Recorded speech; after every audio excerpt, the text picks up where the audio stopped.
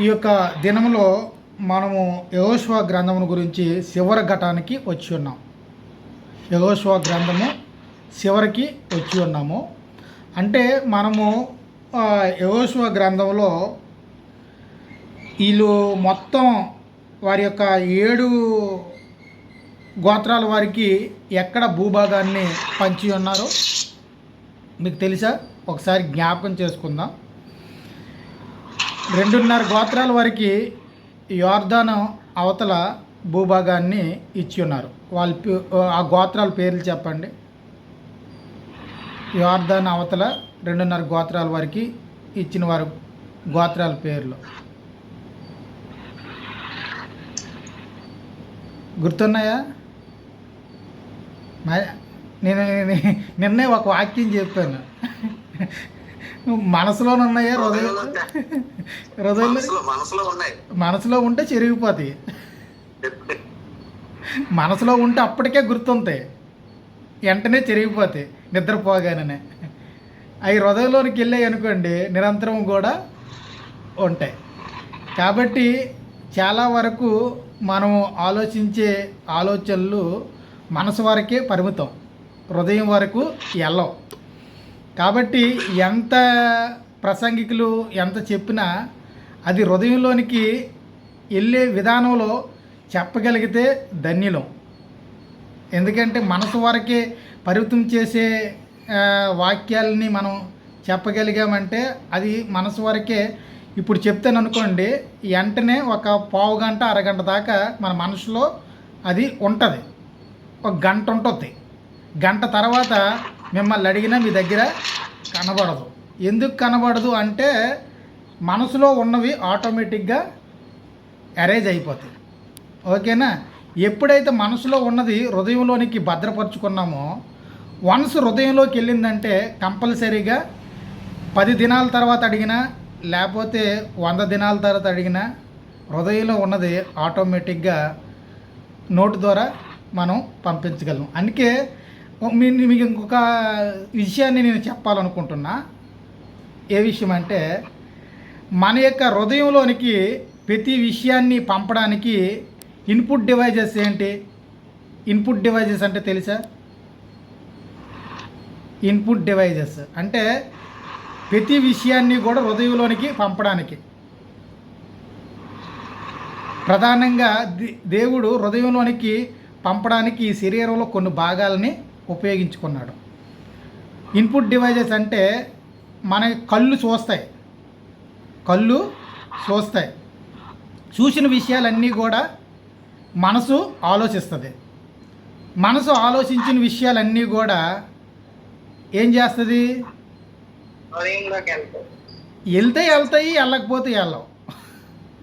ఓకేనా? ఒక తీర్మానం చేసుకొని అర్థం చేసుకుంటే, అండర్స్టాండింగ్ చేసుకుంటే, బుద్ధి ఉంటే ఏం చేస్తుంది? బుద్ధి, వివేకము, తెలివి ఉంటే వాటిని స్టాండర్డ్స్ లెవెల్లో పెట్టుకొని ఆ బుద్ధి ఏం చేస్తుంది? అర్థం చేసుకుంటుంది. ఇది హృదయంలోనికి పంపాలా లేకపోతే నాకు అవసరం లేదు, దీన్ని బయటికి పంపించేయాలా అన్నది తెలివి అనేది ఒక కన్వర్సేషన్ చేస్తుంది. ఇది బయటికి వెళ్ళాలా లోపలికి వెళ్ళాలా అన్నదాన్ని బుద్ధి ఏం చేస్తుందంటే చేస్తుంది. కాబట్టి అందులో ఉంచి సత్యం ఏంటి అనేదాన్ని జ్ఞానము పరిశీలన చేసి ఆ సత్యాన్ని మాత్రమే హృదయంలోనికి పంపే విధానంలో ఉంటుంది. కాబట్టి హృదయంలోనికి సత్యము వెళ్ళొచ్చు, అసత్యము కూడా వెళ్ళొచ్చు. హృదయంలోనికి సత్యము కూడా వెళ్ళొచ్చు, అసత్యము కూడా వెళ్ళొచ్చు. దీన్ని అర్థం చేసుకునే విషయంలో బుద్ధి పనిచేసినప్పుడు ఓకే, సత్యాన్నే నేను లోపలికి పంపించాలి, అసత్యాన్ని లోపలికి పంపించకూడదు, ఒక తీర్మానం చేసుకుంటే సత్యాన్నే గ్రహించి సత్యం ప్రకారంగా నడుచుకోవడానికి జ్ఞానము తోడుగా మనకి ఉంటుంది. అయితే వివేచన ఏం చేస్తుంది? ఏది మంచి ఏది చెడి అనే విషయాల్ని జ్ఞాపకం చేస్తుంది. అయితే ఇక్కడ ప్రధానంగా మనం ఆలోచిస్తే, నేను ఈ పాఠాన్ని మళ్ళీ ఇక్కడ మీకు చెప్పడానికి గల కారణం ఏంటంటే, ఇప్పుడు కొంతమంది రూబేనియలకు తెలివి ఉందా ఇది యోర్దాను యువతల ఉన్న 2.5 గోత్రాల వారికి తెలివి ఉందా లేదా అనే విషయాన్ని మీకు తెలియజేయడానికి, వాళ్ళు ఎంత తెలివిగా ఆలోచించి జ్ఞానాన్ని కలిగి ఉన్నారనేది మనం ఇక్కడ నేర్చుకోవాల్సిన అవసరం ఉంటుంది. కాబట్టి ఇక్కడ మనం ఆలోచిస్తే యొర్దాను అవతల ఉన్న 2.5 గోత్రాల వారు ఎవరు?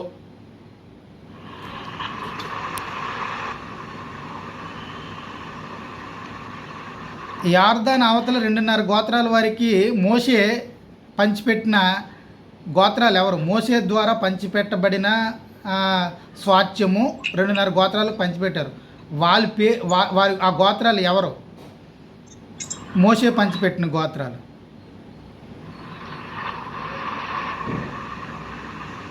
ఇక్కడ ఇద్దరు పంచిపెట్టారు. ఒకటి మోషే పంచిపెట్టాడు, 2 యెహోషువ పంచిపెట్టాడు. యెహోషువ 2 సార్లు పంచిపెట్టాడు. 7 గోత్రాల వారికి ఒకసారి పంచిపెట్టాడు, మళ్ళీ 2.5 గోత్రాల వారికి ఒకసారి పంచిపెట్టాడు. ఓకేనా?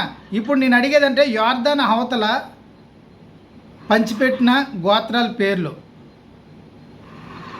యోగు రాజు చేత జయించిన స్థలాన్ని, అట్లాగే సియోన్ రాజు జయించిన స్థలాన్ని ఎవరికి ఇచ్చారు? ఏ గోత్రాల వారికి ఇచ్చారు? గుర్తుందా?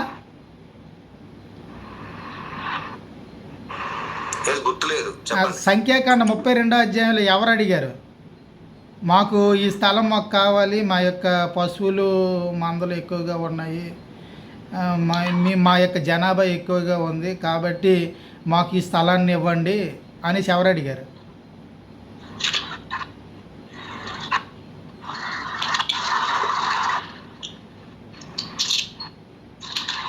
సంఖ్యాకాండం 7వ అధ్యాయం 32వ అధ్యాయంలో మొదటి వచనం.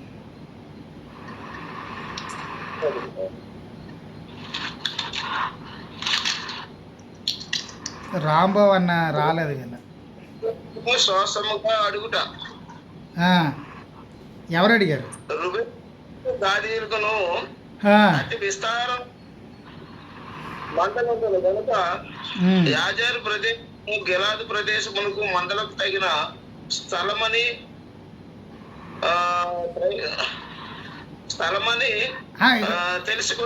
తెలుసుకుని వారు ఇప్పుడు ఆ పేర్లు వచ్చాయా లేవా? గోత్రాల పేర్లు వచ్చాయి, 2 వచ్చాయి. రూబేనీలు, గాదీలు, మాన్సే అర్ధగోత్రం వారు యొర్దాను యువతల వారు స్వాస్థ్యాన్ని పొందారు. ఎవరి చేత? మోషే చేత పొందారు. అయితే తర్వాత యొర్దాను దాటారు, గిలాదు ప్రాంతానికి వచ్చారు. గిలాదు ప్రాంతంలో వాళ్ళు పస్కాని ఆచరించారు. పస్కాని ఆచరించిన వెంటనే ఏ ఆహారము నిలిచిపోయింది? మన్నా నిలిచిపోయింది. ఓకేనా? మన్నా నిలిచిపోయింది. ఎందుకు నిలిచిపోయింది? వాళ్ళు వాగ్దాన భూమిలో ప్రవేశించారు కాబట్టి, దేవుడు వారికి వాగ్దాన భూమిలో ప్రవేశింప చేస్తానని చెప్పాడు కాబట్టి, ఆ వాగ్దాన భూమిలో అడుగుపెట్టిన వెంటనే వాళ్ళు పస్కాని ఆచరించారు. పస్కాని ఆచరించిన వెంటనే ఏమైపోయింది? ఆ యొక్క దేశపు భూఫలాలను వారు భుజించిన తర్వాత పస్కా అనేది మన్నా అనేది నిలిచిపోయింది. ఆ మన్నా నిలిచిపోయిన తర్వాత గిలాదులో వారు ఆరాధనకు సంబంధించిన దేవుని గుడారాన్ని, ప్రత్యక్ష గుడారాన్ని ఏర్పాటు, అక్కడి నుంచే యెహోషువ పరిపాలన చేసినట్లుగా, యుద్ధాలకు వెళ్ళినట్లుగా మనం చూస్తున్నాం. మొట్టమొదటిగా ఎవరి మీదకి యుద్ధానికి వెళ్ళాడు యెహోషువ?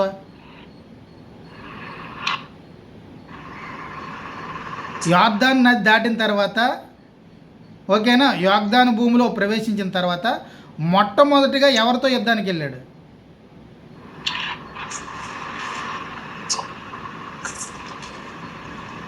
మొట్టమొదటిగా ఎవరితో యుద్ధానికి వెళ్ళారంటే ఆ యొక్క ప్రకారం గోడలు ఎవరు కొన్నాయి? ఎరుకోతో యుద్ధానికి వెళ్ళాడు. ఎరుకోని జయించిన తర్వాత ఎవరితో యుద్ధానికి వెళ్ళాడు?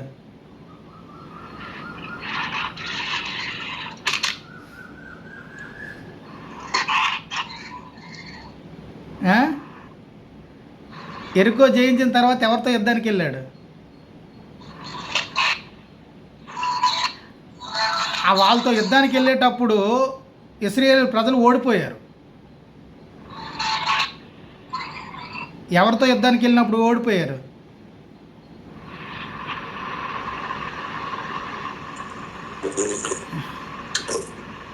ఏడో అధ్యాయం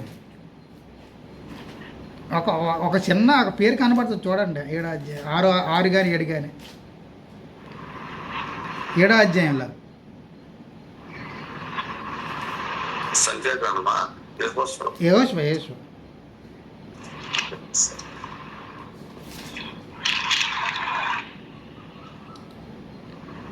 వాళ్ళు ఎవరితో యుద్ధానికి వెళ్ళారు? ఆయి రాజుతో యుద్ధానికి వెళ్ళారు. ఆయి రాజుతో యుద్ధానికి వెళ్ళినప్పుడు శపితమైన వాడు ఉండడం వలన ఆడి వలన ఏమైంది, మొత్తం ఆయి రాజు ఏం చేశాడు, ఇశ్రాయేలుని జయించినట్లుగా చూస్తున్నాం. యుద్ధంలో నిలవలేకపోయారు ఇశ్రాయేలు. ఎప్పుడైతే శపితమైన దాన్ని తీసిన వాడిని ఆడి కుటుంబాన్ని చంపి ఉన్నారో ఆకాన్ని, అనంతరం యుద్ధానికి వెళ్ళిన తర్వాత ఆయి రాజుని ఆ ప్రాంతాలని స్వాధీనపరుచుకున్నట్లుగా మనం చూస్తూ ఉన్నాం. ఆయి రాజుతో తర్వాత ఎవరు ఇశ్రాయేలు మీద కూటమి కట్టి వచ్చారు? ఫస్ట్ కూటమి ఎవరు కట్టారు? 5 రాజులు వచ్చారు. 5 రాజులు ఎవరు? మెయిన్ ఆ కూటమి అధిపతి ఎవరు?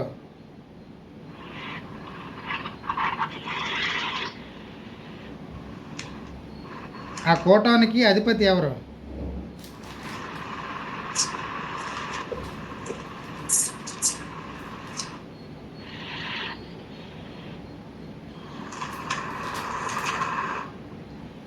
కూటం 2, కూటం 1. కూటం 1కి అధిపతి ఎవరు?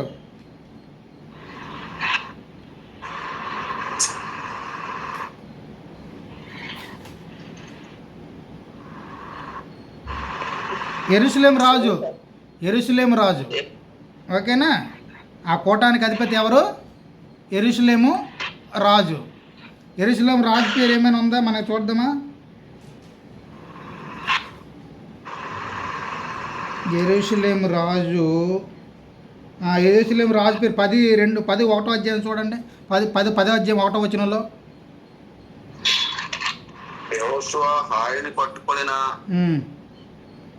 సంగతియు అతడు ఎరుకోను దాని రాజును నిర్మూలన చేసినట్టు హాయిని దాని రాజు నిర్మూలన చేసిన సంగతియు గిబియోను నివాసులు ఇశ్రాయేలుతో సంధి చేసుకుని వారితో కలుసుకున్న సంగతియు యెరూషలేము రాజైన అదో నిషేధికు విన్నప్పుడు అతని జనులను మిగిలి భయపడింది. తర్వాత ఆయన ఏం చేశాడు? ఎబ్రోన్ రాజును అక్కడ 5 రాజులను కూటమి కట్టి యుద్ధానికి ఇశ్రాయేలు మీదకి వచ్చినట్లుగా మనం చూస్తాం. రెండో కూటమి ఎక్కడ కట్టారు? రెండో కూటమి ఎవరు? 11వ అధ్యాయంలో.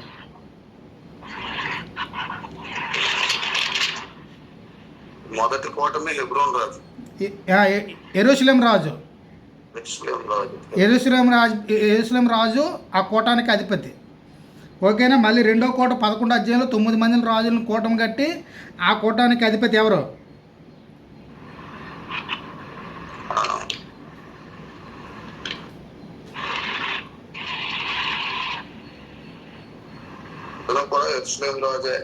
కాదు 11వ అధ్యాయం రండి. 11వ అధ్యాయం 1వ వచనం. రాజైన యాబేను జరిగిన వాటిని గురించి విని మాధవం రాజైన యాబాబుకును షిమ్రోను రాజుకును అక్షాపు రాజుకును. ఓకే, మనకి అక్కడ అధిపతి ఎవరు? యాబీను. ఓకేనా? అధిపతి 9 మంది రాజులను కూటమి కట్టి ఆయన అధిపతిగా ఉండి ఏం చేశాడు? ఇశ్రాయేలు మీదకి యుద్ధానికి వచ్చాడు. ఈ భూభాగాలన్నింటినీ కూడా జయించినారు. ఎవరు జయించారు? ఇశ్రాయేలు జయించారు. జయించిన భూభాగం అంతా కూడా ఎవరికి పంచారు? మిగిలిన గోత్రాలు పంచారు. 9.5 గోత్రాలు పంచేశారా? 9.5 గోత్రాలు పంచలే. మళ్ళీ 2.5 గోత్రాలకు మాత్రమే పంచారు ఇది. ఓకేనా? 2.5 గోత్రాల వారికి ఆ భూమిని పంచినట్లుగా మనకి కనబడుతుంది. ఓకేనా. ఇప్పుడు వరకు జయించిన ఈ యొక్క ఎరుకో భూభాగాన్ని, ఆయు భూభాగాన్ని, అట్లాగే యెరూషలేము ఆ యొక్క యెరూషలేము రాజు ఏర్పరిచిన కూటమి యొక్క భూభాగాన్ని, అట్లాగే యాబీని యొక్క కూటమి యొక్క రాజుల యొక్క భూభాగాన్ని మొత్తం జయించిన తర్వాత ఆయన భూభాగాన్ని ఇద్దరికి మాత్రమే పంచినట్లుగా మనం ఇక్కడ చూస్తూ ఉన్నాం. కాబట్టి ఎందుకు పంచుతున్నామంటే అక్కడ పంచడానికి గల కారణం ఏంటి? ఫస్ట్ ఆ భూభాగాన్ని యోధా అడుగుతాడు. ఎందుకంటే మోషే నాకు ఒక మాట ఇచ్చాడు. కాబట్టి అందుకు అనుగుణంగా నీవు పని చేయాలి. 14వ అధ్యాయము 6వ వచనం చూడండి.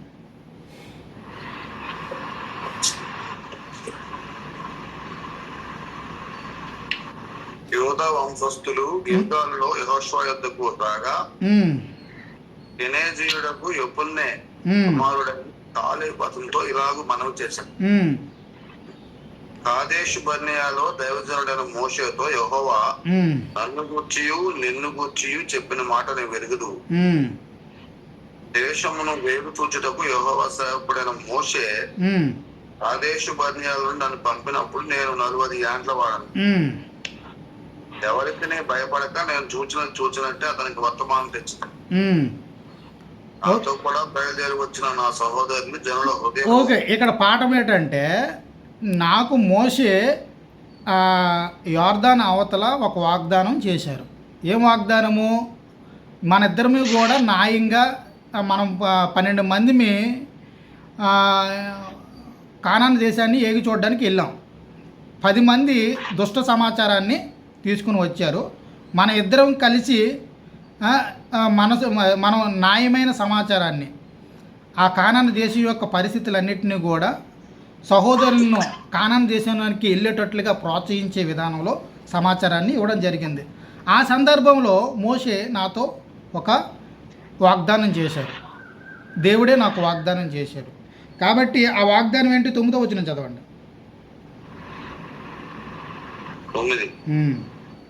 ఆ దినమున మోషే ప్రమాణం చేసి, నీవు నా దేవుడైన యెహోవాను నిండు మనస్సుతో అనుసరించుతీవు కనుక నీవు అడుగుపెట్టిన భూమి నిశ్చయముగా నీకును నీ సంతానముకు ఎల్లప్పుడూ స్వాస్యముగా ఉండునని. ఓకే, ఇక యోధాకి ఇచ్చిన యోధా గోత్రం వాళ్ళకి ఆయన కాలేబుకి ఇచ్చిన వాగ్దానం ఏంటంటే, నువ్వు వెళ్ళి ఆ దేశంలో ప్రవేశిస్తారు కదా, ఎక్కడైతే అడుగు పెడతావో ఆ భూమి అంతా నీదే, ఆ భూభాగం అంతా కూడా నీదే. కాబట్టి ఆ మోషే కాలేబుకి ఇచ్చిన వాగ్దానాన్ని నెరవేర్చడానికి ఈయనకి అడుగుపెట్టిన స్థలాన్ని భూభాగంగా ఆయన ఇంకా ధైర్యంగా ఏం చెప్తున్నాడంటే, నేను ఇంతవరకు వచ్చినప్పటికీ 45 సంవత్సరాల కాలం అయింది, కానీ ఇప్పుడు నా వయసు 85 సంవత్సరాలైనా యుద్ధం చేయడానికి సిద్ధ మనసు కలిగి ఉంది. ఎలాంటి రాజులనైనా నేను జయించడానికి సిద్ధంగా ఉన్నాను. నాకు అట్టి బలాన్ని దేవుడు సమకూర్చుతూ ఉన్నాడు. కాబట్టి నాకు ధైర్యం ఉంది. కాబట్టి నేను ఈ యొక్క కానానీయులందరినీ కూడా జయించడానికి నాకు సత్తా ఉంది, నాకు ఇచ్చేయండి అని ధైర్యంగా అడిగాడు. అడగడాన్ని బట్టి వెంటనే ఆ భూభాగాన్ని యోధా గోత్రానికి అలౌట్ చేసినట్లుగా కనబడుతుంది. కాబట్టి 15వ అధ్యాయం 1వ వచనం చదవండి. 15. యోధా వంశస్థుల గోత్రమునకు వారి వంశము చొప్పున చీట్ల వలన వచ్చిన వంతు ఏదోము సరిహద్దు వరకును, అనగా దక్షిణ దిక్కున సీను అరణ్యపు దక్షిణ దిగంతం వరకు ఉండేది. ఓకే, ఇప్పుడు మొట్టమొదటిగా యుద్ధాలు చేసిన తర్వాత మొట్టమొదటిగా ఎవరికి పంచాడు? యోధా గోత్రానికి ఇవ్వవలసిన అవసరం ఉంది. ఎందుకంటే మోషే మాట నెరవేరాలి. మోషే ఇచ్చిన మాట నెరవేరాలి. కాలేబుకి అతను అడుగుపెట్టిన స్థలాన్ని అంతటినీ కూడా ఇవ్వడానికి ముందు మోషే మాట ఇచ్చాడు. కాబట్టి ఆ మాటను ఎవరు నెరవేర్చాలి?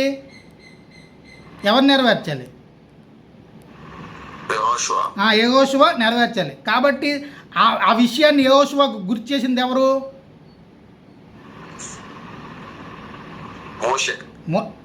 యెహోషువ గుర్తు చేసింది. ఇప్పుడు మోషే మాట ఇచ్చి చచ్చిపోయాడు. ఓకేనా, ఇంకా మోషే లేడు. ఇంకా యెహోషువనే ఉన్నాడు. యెహోషువ ఈ యొక్క యెహోషువ నాయకత్వంలో ఇప్పుడు మొత్తం అంతా కూడా జరుగుతుంది. ఇప్పుడు మోషేకి యెహోషువకి ఈ యొక్క మాటను గుర్తు చేసింది ఎవరు? దేవుడే జ్ఞాపకం చేస్తుంటాడు. మరి కాలేబు జ్ఞాపకం చేశాడండి. కాలేబా? కాలేబు జ్ఞాపకం చేశాడు. కాలేబు జ్ఞాపకం చేసి నాకు మోషే ఈ యొక్క భూభాగాన్ని, నా అడుగుపెట్టిన స్థలాన్ని, భూభాగాన్ని ఇవ్వాలని చెప్పి ఉన్నాడు. కాబట్టి కాలేబు జ్ఞాపకం చేశాడా లేదా? చేసిన తర్వాత ఆ భూభాగాన్ని ఇవ్వడం జరిగింది. తర్వాత 16వ అధ్యాయంలో యెహోషువ కుమారులకు ఈ గోత్రాన్ని పంచిపెట్టారు. యెహోషువ కుమారులు ఎవరు? యోసేపు కుమారులు ఎవరు? యోసేపు కుమారులు 16వ అధ్యాయంలో ఎన్నో వచ్చిన అండి? 16వ అధ్యాయం 1వ వచనం. మొదటి నుంచా? యోసేపు పుత్రులకు చీటీ వలన వచ్చిన వంతు ఎరుకో ఎదుట యోర్దాను ధర నుండెను. ఓకే, ఇప్పుడు ఎవరికి పంచుతున్నారు? యోసేపు కుమారులైన ఎఫ్రాయిముకిని మాన్సే అర్ధగోత్రం వారికి కూడా భూభాగాలు పంచుతూ ఉన్నాడు. అయితే యోర్దాను అవతల 2 గోత్రాల వారికి పంచారు. యోర్దాను యువతల 2 గోత్రాల వారికి, 2.5 గోత్రాల వారికి పంచినట్లుగా, జయించిన భూభాగాలని పంచినట్లుగా మనం చూద్దాం. 17వ అధ్యాయం 1వ వచనం చూడండి.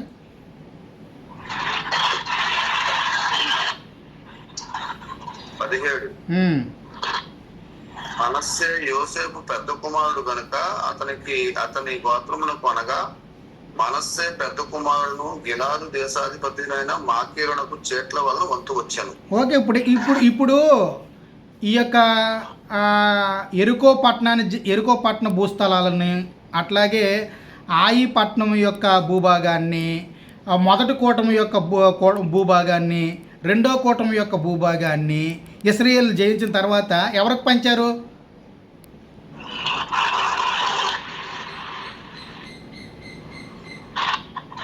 ఇప్పుడు చెప్పాను కదా, ఏ గోత్రాలు ఎవరు పంచారు? ఇవి 2.5 గోత్రాలు. మొదటిదేమో ఇప్పుడే చెప్పాను కదా, మనసులో నుంచి త్వరగా చెరిగిపోతాని అండి. మొదటిదేమో యోర్దాను అవతలేమో రూబేయునుకు.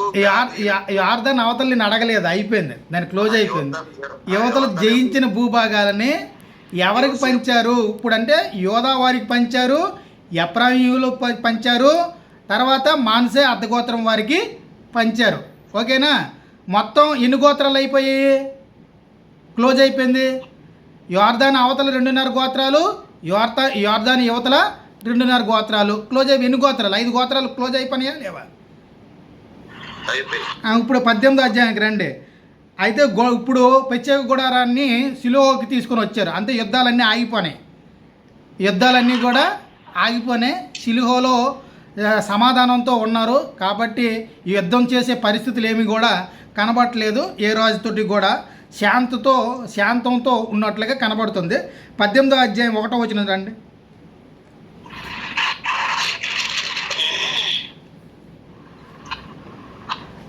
18:1 ఇశ్రాయేలీయులు ఆ దేశమును స్వాధీనపరచుకున్న తర్వాత వారందరూ షిలోహునకు కూడి వచ్చి అక్కడ ప్రత్యక్ష గుడారం వేసిరి. ఓకే, ఇశ్రాయేలీయులు అందరూ కూడా ఆ దేశాన్ని స్వాధీనపరచుకున్న తర్వాత, ఓకేనా, వాళ్ళందరూ కూడా ఎక్కడికి వచ్చారు? షిలోహుకు వచ్చారు. ఎక్కడి నుంచి వచ్చారు? షిలోహుకి ఎక్కడి నుంచి? గిలగాల్ నుంచి షిలోహుకి మక్కా మార్చారు. గిలగాల్ నుంచి షిలోహుకి మక్కా మార్చారు. మక్కా మార్చిన తర్వాత షిలోహులో ప్రత్యక్ష గుడారము వేసారు. ప్రత్యక్ష గుడారం దేనికి సంబంధించింది?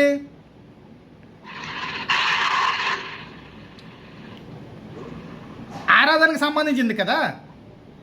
ప్రత్యక్ష గుడారం దేవునికి సంబంధించింది కదా, ఆరాధనకు సంబంధించి. ఇప్పుడు దాకా గిలగాల్లో ఆ కార్యక్రమాలు జరిగాయి. ఇప్పుడు ఎక్కడ జరుగుతాయి?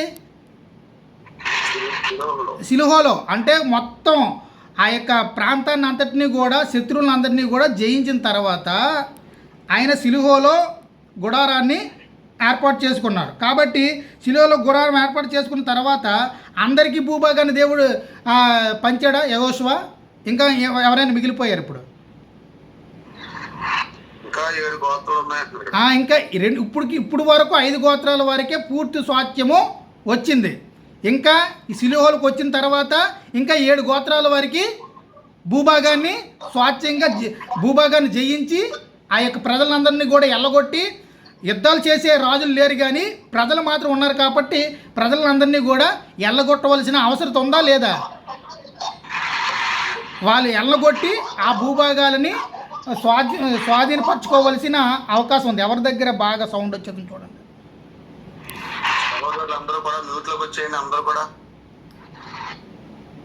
అంటే ఆ ఇప్పుడు ప్రజలతో యుద్ధాలు చేసే రాజులు లేరు.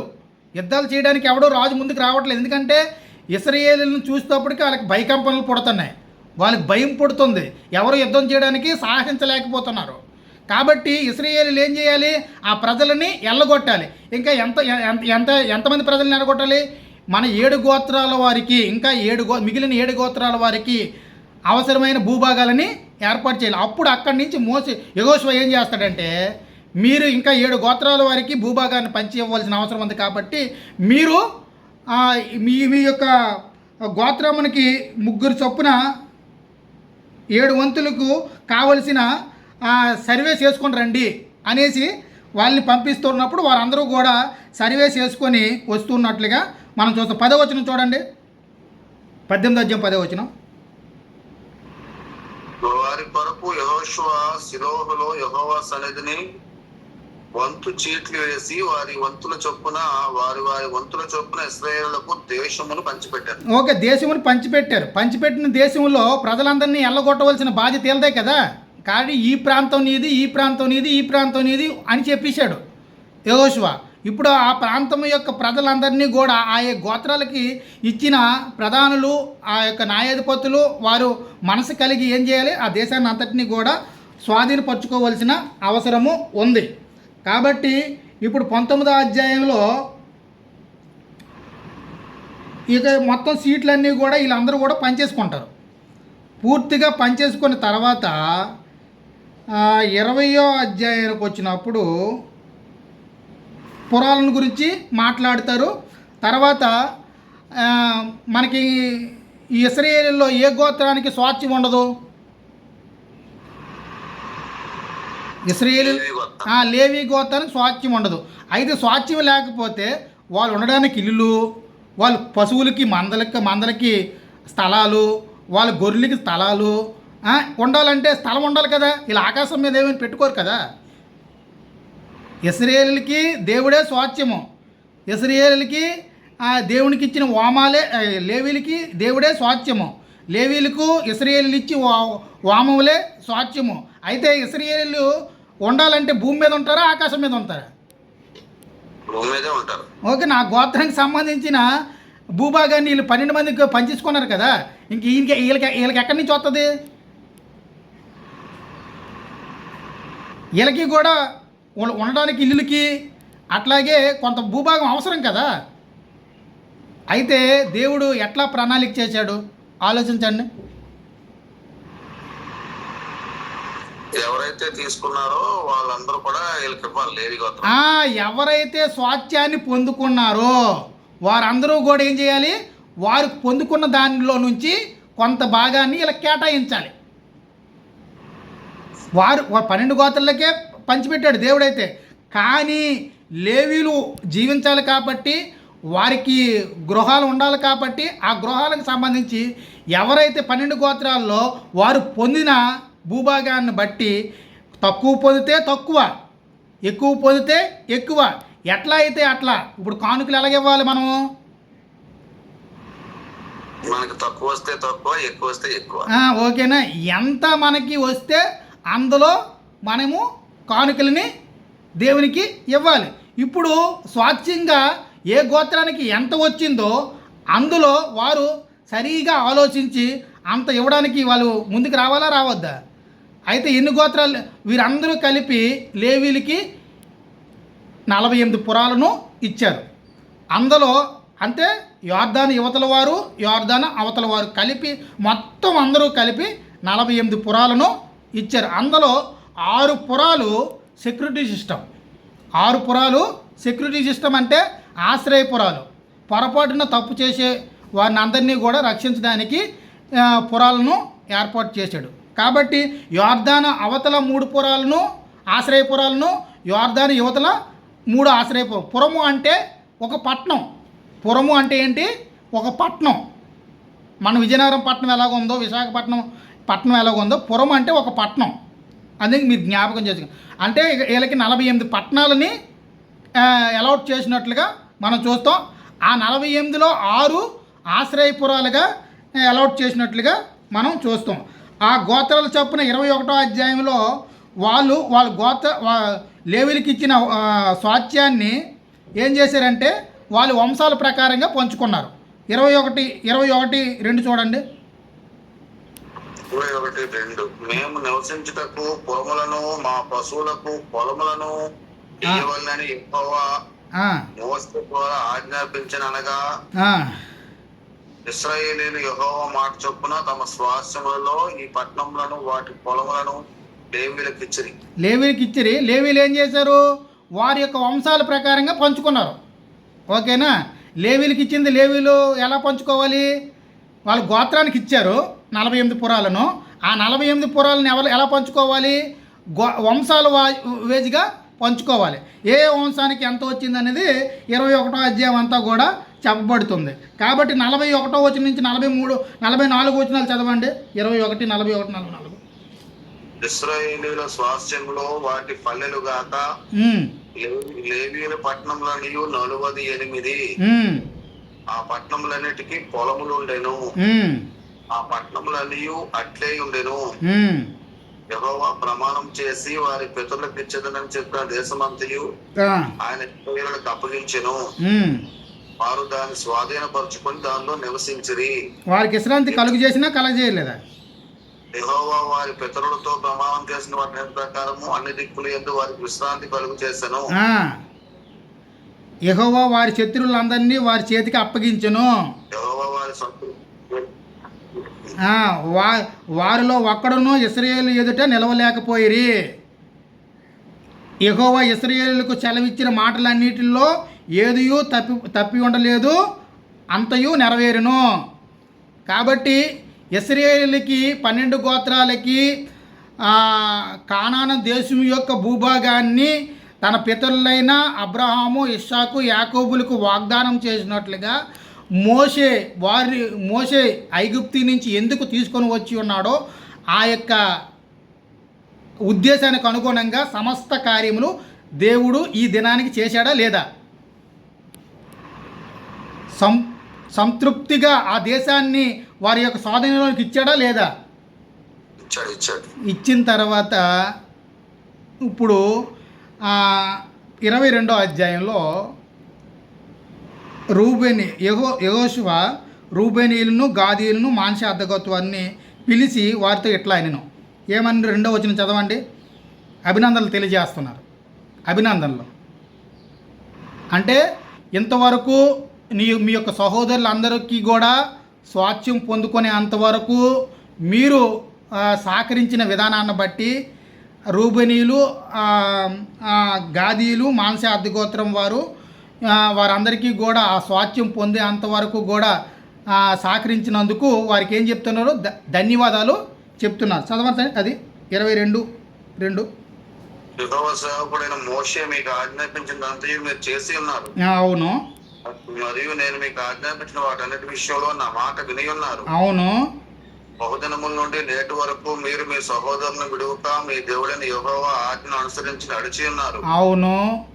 ఇప్పుడు మీ దేవుడైన యెహోవా మీ సహోదరులతో చెప్పినట్టు వారికి నెమ్మది కలుగు చేసి ఉన్నాడు. అవును, శాంతి వచ్చింది. కాబట్టి మీరు ఇప్పుడు యెహోవా సేవకుడైన మోషే యోర్దాను అవతల మీకు స్వాస్థ్యంగా ఇచ్చిన దేశంలో మీ నివాసములకు తిరిగి వెళ్ళిపోండి.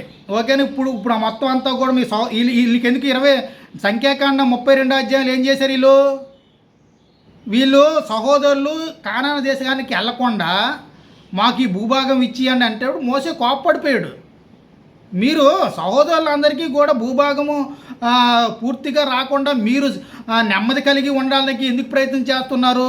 సహోదరులు ఇబ్బందుల్లో ఉన్నప్పుడు మీరు ఆదరణ పొందేవారిగా ఉండి ఇక్కడ మీరు ఉంటారా అనేసి చాలా కోప్పడిపోయాడు ఈ గాదీయుల మీద రూబనీయుల మీద మానసార్థి గోత్రం మీద.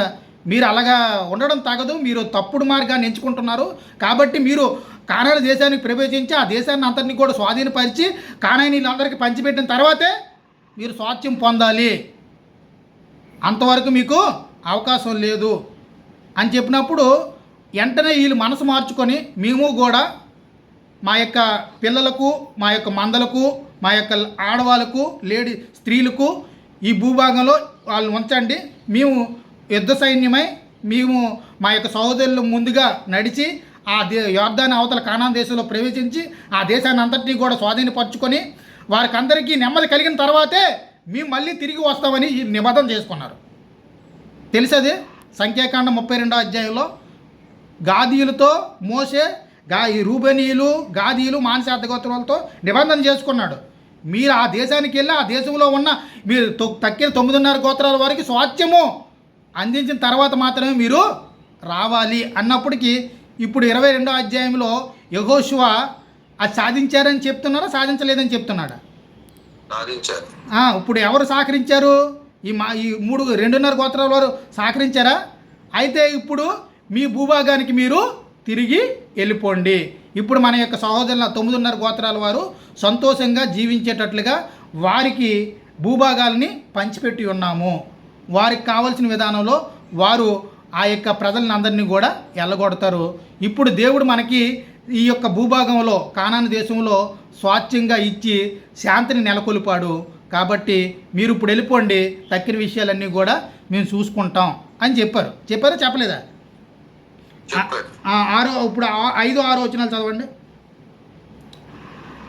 అయితే మీ పూర్ణ హృదయముతోనూ మీ పూర్ణ ఆత్మతోనూ మీ దేవుడైన యెహోవాను ప్రేమించుచు ఆయన మార్గములన్నిటిలో నడుచుకొనుచు ఆయన ఆజ్ఞలను గైకొనుచు ఆయన హత్తుకొని ఆయన సేవించుచు యెహోవా సేవకుడైన మోషే మీకు ఆజ్ఞాపించిన ధర్మమును ధర్మశాస్త్రం అనుసరించి నడుచుకొనుడి.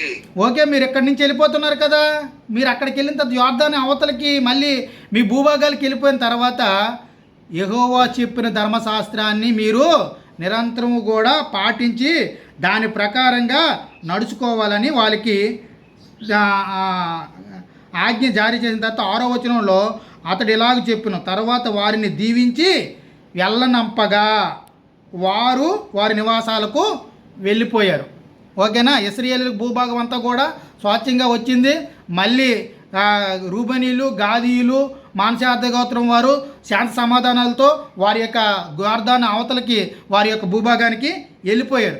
యోర్దాను అవతలకి భూభాగానికి వెళ్ళిపోయిన తర్వాత ఈ 3 గోత్రాల వారు ఒక పెద్ద పొరపాటు చేస్తారు. పెద్ద పొరపాటు చేస్తారు. ఏం పొరపాటు చేస్తారు? యోర్దాను అవతలకి వెళ్ళిన తర్వాత ఒక బలిపీఠాన్ని కట్టుకుంటారు. యోర్దానికి అవతలకి వెళ్ళిపోయిన తర్వాత ఒక బలిపీఠాన్ని కట్టుకుంటారు. 9వ వచనం చూడండి.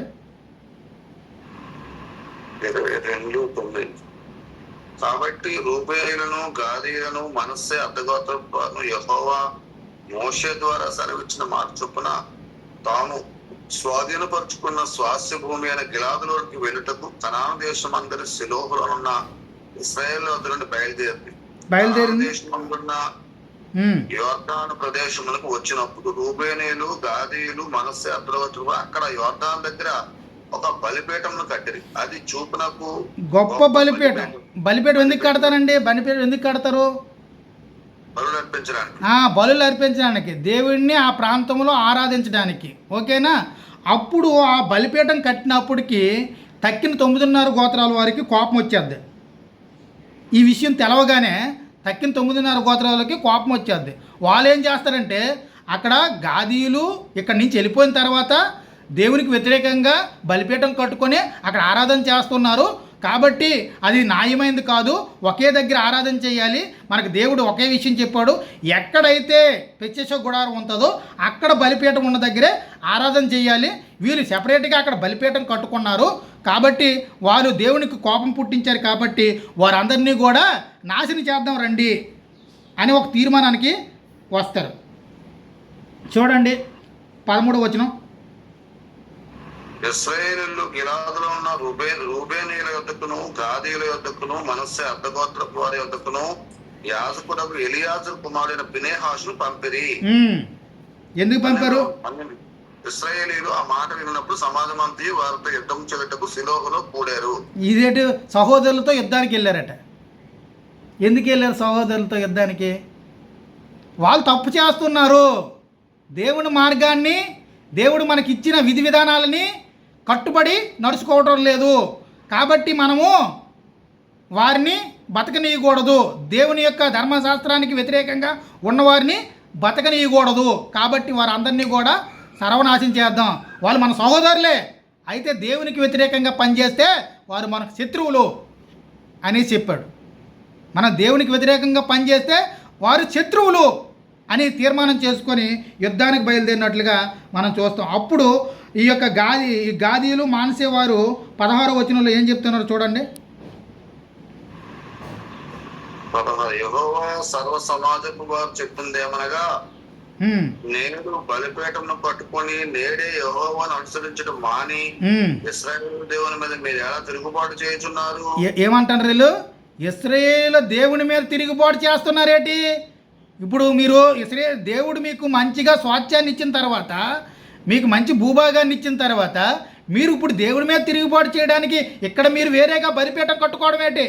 మనందరికీ ఒకటే బలిపీఠం, అది ఎక్కడుంది? ఇప్పుడు ఎక్కడుంది? ఒకటే బలిపీఠం సిలువలో ఉంది. కాబట్టి ఇక్కడికి మాత్రమే మీరు ఆరాధనకు రావాలి తప్ప ఇంకా మీరు యోర్దాను యువతల ఆరాధన చేయడానికి హక్కులు లేవు. మీరు ఎందుకు ఇక్కడ బలిపీఠం కడుతున్నారు అని వాళ్ళు అన్నప్పుడు వారు ఇచ్చిన సమాధానం ఏంటంటే, మేము ఈ బలిపీఠము పూజించడానికి కాదు, ఆరాధన చేయడానికి కాదు, ఇక్కడ బలులు అర్పించడానికి కాదు. మీ పిల్లలకి మనం చనిపోతాం, మీరు కూడా పెద్దలై ఉన్నారు, మీరు చనిపోతారు, మేము చనిపోతాం, మన పిల్లలు ఉంటారు.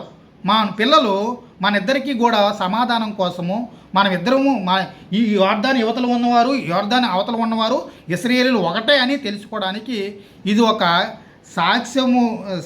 సాక్ష్యంగా ఉండడానికి మాత్రమే ఇది కట్టాము అన్నట్లుగా మనకి కనబడుతుంది. కాబట్టి 21వ వచనం చూడండి. అందుకు రూబేనీయులను గాదీయులను మనస్సే అర్థగోత్రపు వారును ఇశ్రాయేలీయుల ప్రధానులతో ఇచ్చిన ఉత్తరం ఏమనగా, దేవుళ్ళలో యెహోవా దేవుడు, దేవుళ్ళలో యెహోవాయే దేవుడు, దేవుళ్ళలో యెహోవాయే దేవుడు సంగతి ఆయనకు తెలియజేసిను. ఇశ్రాయేలు తెలుసుకున్నారు. ద్రోహము చేతనైనను యెహోవా మీద తిరుగుబాటు చేతనైనను మేము ఈ పని చేసిన ఎడల నేడు మమ్మును బతకనీయకండి. ఓకే, నేడు మమ్మల్ని బతకనీయకండి. ఎవరిని కూడా మీ 9.5 గోత్రాలు వచ్చి 3.5 గోత్రాల వారిని చంపేయండి మేము దేవునికి వ్యతిరేకంగా పనిచేస్తే.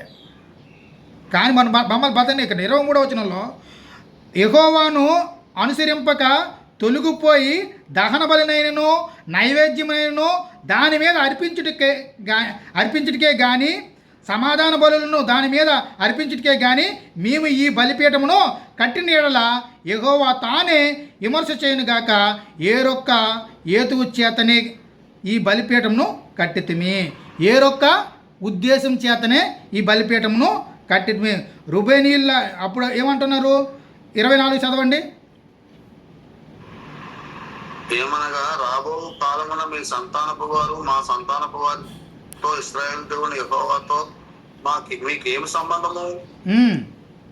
రూబేనీయులారా గాదీయులారా, మీకును మాకును మధ్య యెహోవా యోర్దానును సరిహద్దుగా నియమించను కదా. యెహోవా యందు మీకు పాలేదని లేదని చెప్పుట వలన మీ సంతానపు వారు మా సంతానపు వారిని యెహోవా విషయంలో భయభక్తులు లేని వారు అన్నట్లు చేయుదురేమో అని మీరు ఆరాధనకి రాకుండా చేస్తారేమో అని భయంతో ఈ విషయం చేస్తున్నాం.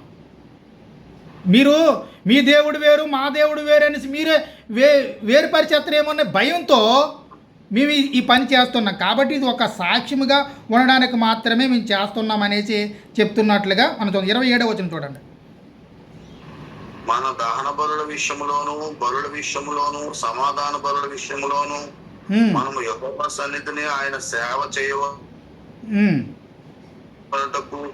యెహోవా యందు మీకు పాలు ఇవ్వు లేదన్నమాట. మీ సంతతి వారు మా సంతతి వారికి చెప్పజాలకూడనట్లు అది మీకు, అది మాకు, మీకును మన తరువాత మన తరముల వారికి మధ్య సాక్షి అయి ఉండును. ఓకే, ఇది మీకు మాకు ఏ విధమైన పాలు లేదు, దేవుణ్ణి ఆరాధించే విషయంలో మమ్మల్ని దూరం పెట్టేస్తారేనో భయంతో ఏం చేస్తున్నాం, మీకు మాకు ఇది ఒక సాక్ష్యంగా ఉండాలి. మీరు మేము ఒకటే, ఒక సంతతి వారమే, యాకోబు కుమారులమే అని తెలియజేయుటకు ఇది ఒక సాక్ష్యంగా ఉండాలి. మేమైతే ఈ బలిపీఠంను ఆరాధించడానికి కానీ బలిలు అర్పించడానికి కానీ కట్టలేదు అని చెప్పగానే ఇశ్రాయేలు చాలా సంతోషించారు. 9:30 గోత్రాలు వెంటనే యుద్ధాన్ని ఆపేసి ఏం చేశారు చూడండి. 30 వచనం.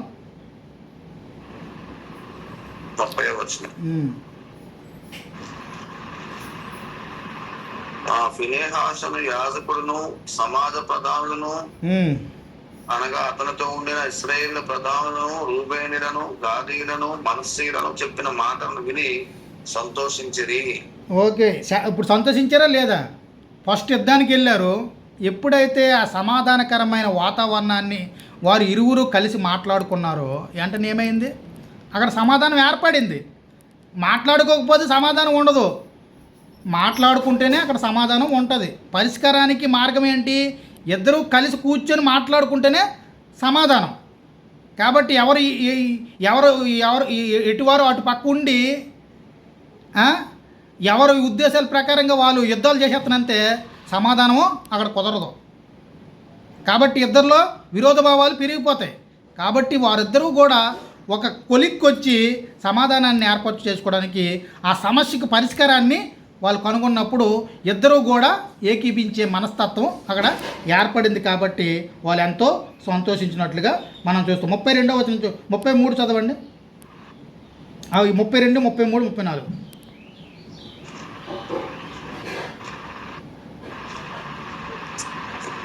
32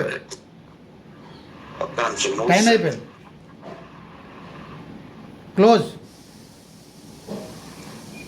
22, 23లోకి వెళ్ళలేదండి. అవి శాపాలు ఆశీర్వాదాలు. 32, 33, 34.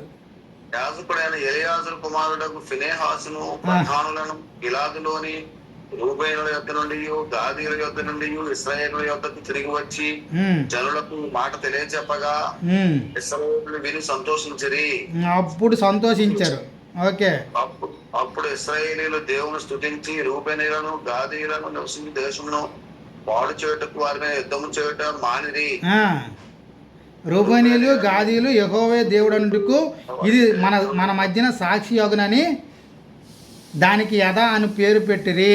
కాబట్టి అది ఒక సాక్ష్యం కిందనే గొప్ప బలిపీఠాన్ని కట్టారు తప్ప అక్కడ రూబేనీయులు గాదీయులు మానస అద్దెగోత్రం వారు అక్కడ ఆరాధనా క్రమాన్ని నిర్వహించడానికి కట్టలేదని వారికి పూర్తిగా తెలియజేశారు. కాబట్టి ఏ విషయాన్నైనా సమాధానంతోనే మాట్లాడుకోవటం ద్వారానే దాన్ని పరిష్కరించుకోవడం ఎంతో అవసరం అనేసి దేవుడు ఇక్కడ చెప్తూ ఉన్నాడు. కాబట్టి ఇప్పుడు ఇశ్రాయేలు గోత్రాల వారికి అందరికీ కూడా సమృద్ధిగా వారికి స్వాస్థ్యాన్ని దేవుడు ఇచ్చాడా లేదా? ఈ యొక్క పాట అంతా అయిపోయింది. మొత్తం యెహోషువ గ్రంథం అంతా కూడా అయిపోయింది. ఇప్పుడు సిలుహోలో ఏముంది? సిలుహోలో గుడారం ఉంది, ప్రత్యేక గుడారం ఉంది. ఇప్పుడు సిలుహోలో నుంచి పరిపాలన జరుగుతూ ఉన్నది. కాబట్టి రాబోయే దినాల్లో ఈ సిలుహోలు నుంచి మనం ఎక్కడ ఆపేసామో రాజు